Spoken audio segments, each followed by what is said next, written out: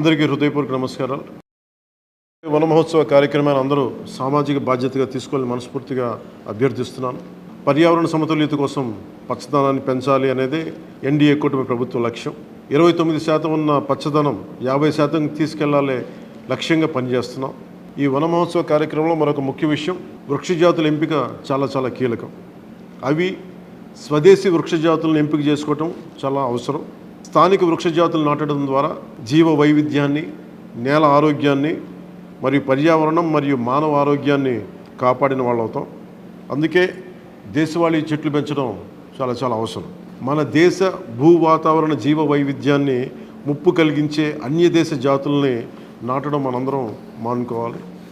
చూడటానికి మొక్క ఆకర్షణీయంగా ఉంది, మొక్క నాటితే ఏపుగా పెరిగిపోతుంది, నిర్వహణ ఖర్చులు అని చెప్పి ఎవెన్యూ ప్లాంటేషన్ పేరు మీద గత దశాబ్ద కాలంలో అన్య దేశ వృక్ష జాతులైన కోనాకార్పస్, ఏడాకుల పాల, మడగాస్కర్ ఆల్మండ్, ఆస్ట్రేలియా తుమ్మ లాంటి వృక్ష జాతుల్ని విరివిగా నాటేశాం.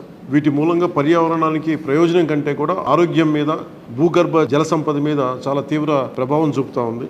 అందరూ ఆ ప్రాంత జీవ వైవిధ్యాన్ని పెంపొందించే స్వదేశీ జాతులను మాత్రమే నాటాలి అనేది ఏ దేశపు వృక్ష శాస్త్రజ్ఞుల్ని అడిగినా చెప్పే మాట ఇది.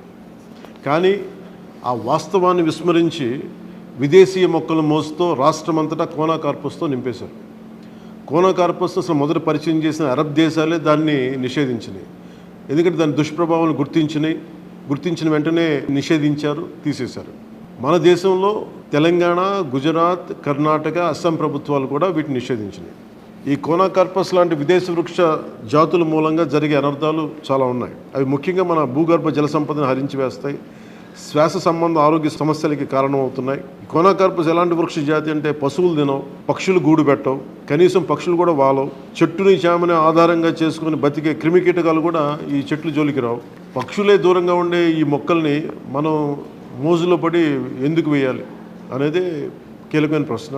అందుకే ప్రతి సంవత్సరం జూన్, జూలైతో మొదలై నవంబర్లోని కార్తీక సమారాధన వరకు కొనసాగే ఈ వన మహోత్సవ కార్యక్రమంలో మన స్వదేశీ జాతులైన జీవ ఇంధనంగా ఉపయోగపడే కానుగ, వేప, చింత, ఉసిరి, శ్రీగంధం, ఎర్రచందనం, రావి, మర్రి, రేల, దిరిసెన, సీత, అశోక, మారేడు, నేరేడు, దేవకాంచనం, తెల్లమద్ది, మామిడి, కదంబం, జమ్మి, వెలగ, సీతాఫలం ఇలాంటి ఇంకా ఎన్నో మన జాతుల మొక్కల్ని నాటాలని అందరినీ అభ్యర్థిస్తున్నాం, కోరుకుంటున్నాం. 29% ఉన్న మన పచ్చదనాన్ని 50% తీసుకెళ్లే లక్ష్యంగా చంద్రబాబు నాయుడు గారి నాయకత్వంలో కూటమి ప్రభుత్వం పనిచేస్తుంది.